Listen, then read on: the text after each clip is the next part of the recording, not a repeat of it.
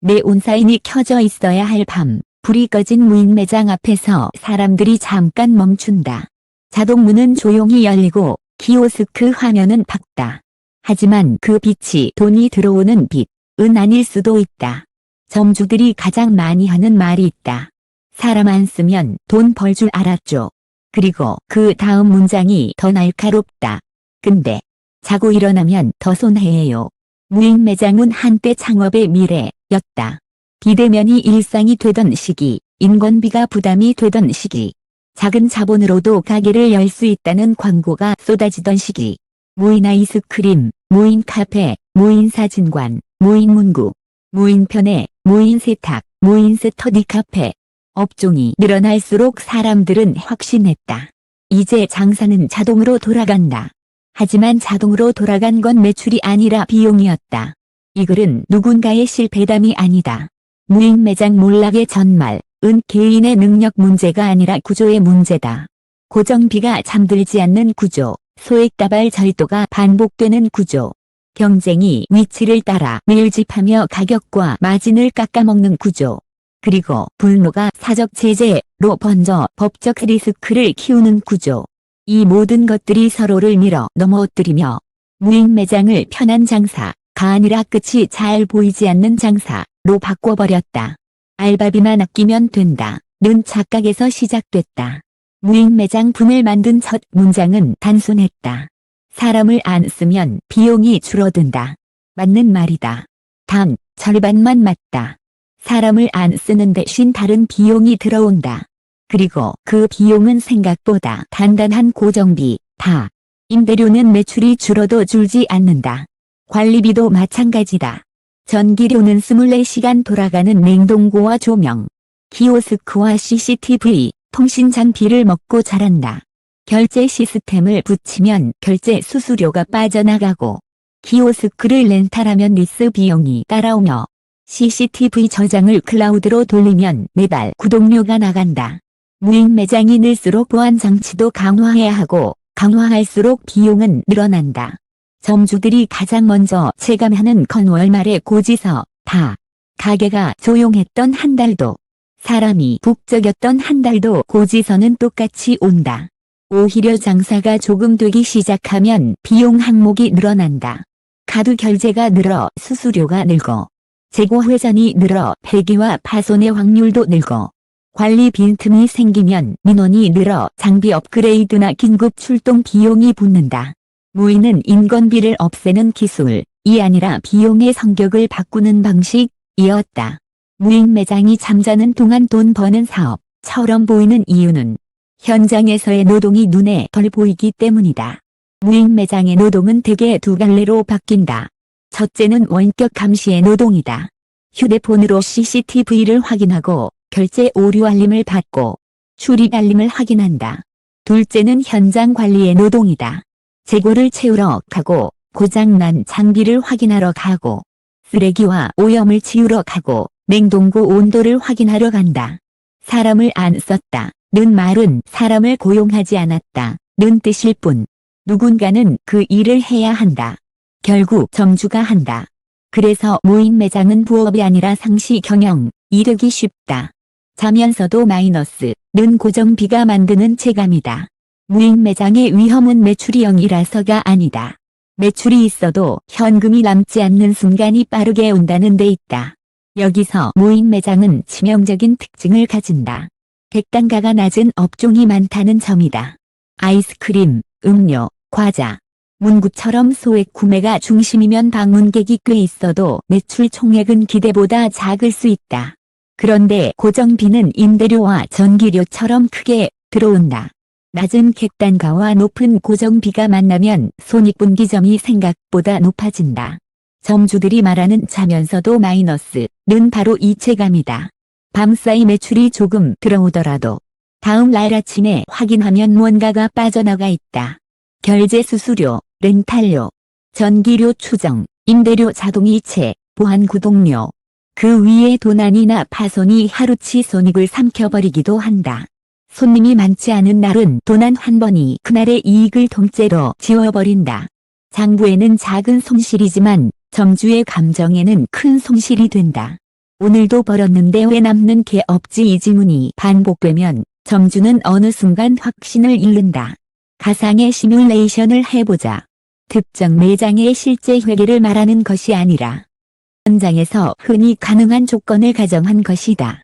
소형 무인 매장이 월 고정비로 임대료와 관리비, 전기통신, 장비 렌탈, 보안 저장 비용을 합해 수백만 원 수준을 부담한다고 치자. 이때 한 달 매출이 일정 수준 나와도 매출 총이익률이 높지 않은 품목 위주라면 이익은 얇다. 여기에 도난 무단 취식 파손이 자주 발생하거나 냉동고 고장 같은 사건으로 폐기가 발생하면 순이익은 쉽게 음수로 뒤집힌다. 점주가 밤에 자고 일어나면 손해라고 말하는 건 과장이 아니라 고정비 구조가 만들어낸 심리적 사실에 가깝다. 새는 돈의 정체는 소액다발절도다. 무인 매장의 몰락을 말할 때 절도를 빼면 이야기가 성립하지 않는다. 무인 점포 절도는 보통 큰 사건이 아니라 작은 사건으로 반복된다. 한 번에 크게 털리는 사건보다 조금씩 사라지는 사건이 더 흔하다. 아이스크림 하나, 음료 하나, 과자 몇 개, 문구 몇 개. 금액은 작다. 하지만 반복이 문제다. 그 반복이 점주의 시간을 갉아먹고 마음을 갉아먹고 장부를 갉아먹는다. 점주들은 말한다. 돈도 돈인데 내가 뭘 하고 있는지 모르겠어요. CCTV를 돌려보는 시간, 화면을 확대하는 시간, 경찰에 제출할 캡처를 뽑는 시간, 출동을 요청하고 기다리는 시간. 그 과정에서 점주는 점점 가게 주인이 아니라 감시자가 된다. 무인 매장이 약속했던 미래는 편리함이었지만 현실에서 점주가 받는 건 피로다. 자영업의 피로는 노동시간에서 오지만 무인 매장의 피로는 불시인에서 온다. 누가 들어오면 정상 결제를 했을까를 의심하게 되고 알림이 울리면 문제가 생겼나를 먼저 떠올린다. 절도는 가게의 비용 구조에도 영향을 준다. 절도가 늘면 점주는 보안을 강화하려 한다. 카메라를 추가하고 각도를 바꾸고 경고 음성을 추가하고 출입 시스템을 바꾼다. 그런데 보안 강화는 공짜가 아니다. 장비 비용이 들고 설치 비용이 들고 유지 비용이 든다. 절도가 증가하면 보안이 증가하고 보안이 증가하면 고정비가 증가한다. 고정비가 증가하면 손익분기점이 상승한다. 손익분기점이 상승하면 점주는 더 불안해진다. 이게 절도가 만든 두 번째 도미노다. 여기서 하나 더 무서운 건 절도가 경쟁 리스크와 결합하는 순간이다. 같은 상권의 무인 매장이 많아지면 방문객은 나뉜다. 매출은 얇아진다. 그런데 절도와 파손은 줄지 않는다. 매출이 얇아진 상태에서 같은 수준의 손실이 발생하면 손실의 타격이 커진다. 그래서 무인 매장의 몰락은 대개 매출이 급락해서 가 아니라 매출이 버텼는데도 발생한다. 버텼는데 남는 게 없고 남는 게 없는데 스트레스가 쌓이면 점주는 어느 날 결론을 낸다. 이건 내 인생을 먹는 장사다. 분노는 사적 제재로 번지고 그 순간 가게는 또 다른 위험을 안는다. 절도가 반복되면 점주의 감정은 분노로 향한다. 특히 소액 절도는 합리성을 깨뜨린다. 그 돈이 없어서 그러는 걸까 같은 이해의 틈이 사라진다. 그냥 당연하게 가져간다는 느낌이 들기 때문이다. 그때 유혹이 찾아온다. CCTV를 공개해버릴까? 사진을 붙여버릴까? 신상을 알려버릴까? 하지만 그 순간부터 가게는 형제 문제에서 법적 문제로 넘어갈 수 있다. 누군가를 처벌하고 싶은 마음과 공개로 해결하고 싶은 마음은 이해할 수 있지만 공개는 또 다른 위험을 부른다. 사실 여부를 떠나서 개인정보와 명예훼손 문제는 생각보다 쉽게 점주를 공격한다. 절도를 막기 위해 만든 CCTV가 오히려 점주에게 부담이 되는 순간이다. 어떤 점주는 이렇게 말한다. 도둑 잡으려다 내가 더 큰일 날까 봐 무섭다. 이 말이 무인 매장의 현실을 상징한다. 무인 매장은 점주에게 장사만 주는 게 아니다. 치안, 법, 민원, 감정노동까지 떠안긴다. 사람을 안 쓰는 대신 사회의 여러 문제를 매장 안으로 끌어안는 구조가 만들어진다.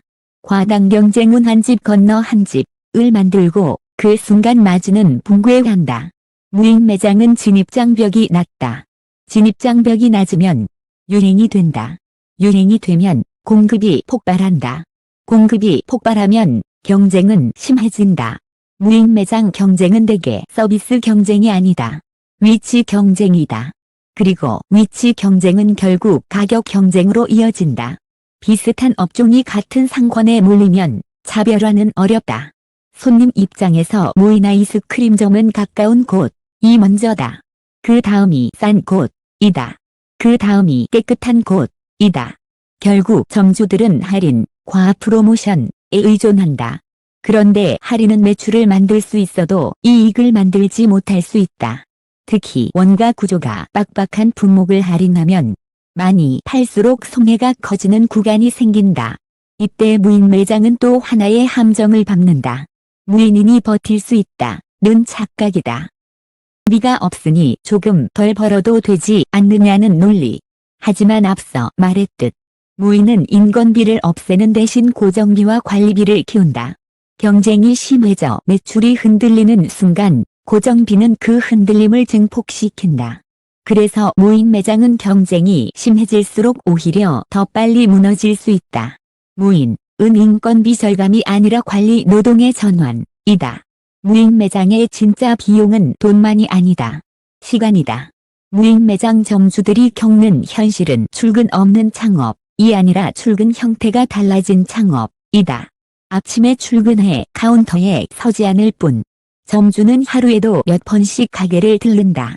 재고를 채우고 바닥을 닦고 쓰레기를 버리고 냉동고 온도를 확인하고 영수증이 프린트되는지 점검한다.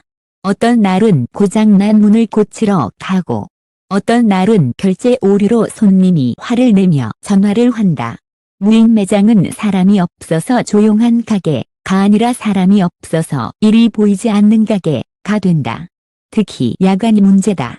무인 매장의 운영 시간이 길수록 관리의 공백은 늘어난다. 공백은 사건을 부른다. 사건은 스트레스를 부른다. 스트레스는 더 많은 관리와 더 강한 통제를 부른다. 그 과정에서 점주는 내가 이걸 하고 있지 라는 자괴감에 닿는다. 무인 매장의 몰락은 매출로 시작하지만 종착지는 쉽니다. 버틸 수 있는 마음이 무너지면 가게는 끝난다. 매출은 있는데 돈이 없다. 는 말이 생기는 이유. 무인 매장에서는 이런 말이 자주 나온다. 매출은 찍히는데 돈이 없어요. 이 말은 장부를 모르는 말이 아니다. 오히려 장부를 너무 잘 알아서 나오는 말이다. 무인 매장의 수익 구조를 갉아먹는 요소는 한두 개가 아니다. 고정비는 기본이고 재고 손실이 따라붙는다. 유통기한이 있는 품목은 폐기가 생기고 냉동고 고장은 한 번이면 피해가 크게 발생한다. 파손도 발생한다.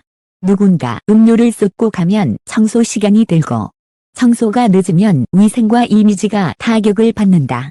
이미지가 타격을 받으면 방문객이 줄고 방문객이 줄면 매출이 떨어지고 매출이 떨어지면 고정비 부담이 커진다. 여기에 도난이 얹히면 손익은 쉽게 사라진다. 무인 매장은 작은 구멍이 여러 개 난 배와 비슷하다. 구멍 하나는 막을 수 있다. 하지만 구멍이 동시에 여러 곳에서 생기면 배는 계속 물을 먹는다.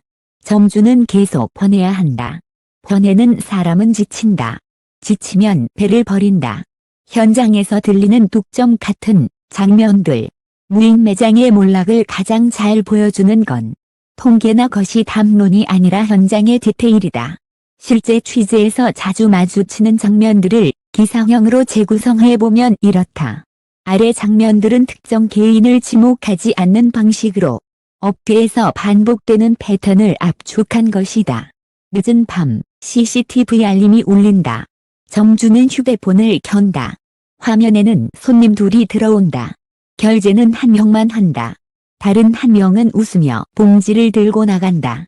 점주는 캡처를 저장한다. 다음 날 경찰에 신고할지 고민한다. 신고를 해도 시간이 든다. 신고를 안 하면 더 반복될 것 같다. 결국 점주는 가게에 절도시 신고라는 안내문을 붙인다. 안내문이 붙고 나서도 사건은 줄지 않는다. 점주는 다음 달 CCTV를 한 대 더 탄다. 비용이 늘어난다. 어떤 날은 결제 오류가 난다. 손님이 물건을 들고 나갔는데 결제가 안 됐다. 손님은 나는 했는데 라고 말한다. 점주는 로그를 확인한다. 로그가 모호하다. 이 모호함이 무인 매장의 또 다른 비용이다. 분쟁이 생기면 점주는 사실상 고객센터가 된다. 무인 매장에서는 점주가 카운터 직원이자 기술 지원팀이 된다. 또 다른 날은 냉동고 온도가 올라간다. 전기가 순간적으로 나갔거나 문이 덜 닫혔을 수 있다. 아침에 가보니 아이스크림이 녹아 있다. 재고를 폐기한다. 그날 매출은 의미가 없다. 회기가 이익을 먹어치운다. 그리고 가장 현실적인 장면은 월말이다. 임대료와 렌탈료가 빠져나간다. 통장 잔고가 줄어든다. 점주는 이번 달은 괜찮았나 가 아니라 다음 달도 버틸 수 있나 를 생각한다. 그 순간 무인 매장의 꿈은 숫자로 바뀐다. 무인 매장이 무너질 때 상권도 흔들린다. 무인 매장 폐업은 개인의 선택이지만 집단 현상이 되면 상권이 흔들린다. 공실이 늘고 골목이 어두워지고 주변 점포의 유동인구도 줄어든다. 무인 매장이 많아지면 동네가 편리해진다. 는 기대는 무인 매장이 줄 폐업하면 동네가 허전해진다.로 바뀔 수 있다. 여기에 절도 파손이 반복되면 상권의 체감 치안도 영향을 받는다. 매장의 문제는 그래서 한 업종의 실패로만 남지 않는다. 그럼에도 살아남는 곳은 무인을 다시 정의한다. 무인 매장이 전부 무너지는 것은 아니다. 살아남는 곳은 공통점이 있다. 그들은 무인 방치라는 정의를 버린다. 무인은 사람을 없애는 게 아니라 운영 방식을 바꾸는 것이라는 전제를 갖는다. 살아남는 곳은 대개 설계를 먼저 한다. 사각지대를 줄이는 동선, 시야가 불명한 진열, 결제 과정이 단순한 UI, 경고 문구의 위치, 조명 밝기, CCTV 각도, 장비를 늘리기 전에 사건이 일어나기 어렵게 만드는 구조를 만든다. 상품도 다르게 고른다. 객단가가 너무 낮아 손실에 취약한 구조를 피하려 하고 진이 지나치게 얇은 품목에 의존하지 않으려 한다. 계절이나 유행에만 기대는 품목 구성도 조정한다. 운영 방식은 완전 무인에서 하이브리드로 옮겨가기도 한다. 피크 시간대에 짧게라도 관리 인력을 투입해 청결과 질서를 잡고 나머지 시간은 무인으로 돌리는 방식이다. 완전 무인이 가장 멋져 보일 수는 있지만 현실에서 완전 무인이 최적해가 아닌 경우가 많다. 사람을 아예 안 쓰는 것이 아니라 사람을 가장 효율적으로 쓰는 것이 생존 전략이 될 수 있다. 무엇보다 중요한 건 감정의 관리다. 절도나 파손이 발생했을 때 점주가 분노로 대응하지 않도록 사전에 프로토콜을 만들고 증거 보존과 신고 절차를 정리한다. 즉흥적 공개나 신상 노출 같은 위험한 선택을 피하고 법적 리스크를 줄이는 방향으로 움직인다. 살아남는 무인 매장은 결국 운영 시스템을 가진 매장이다.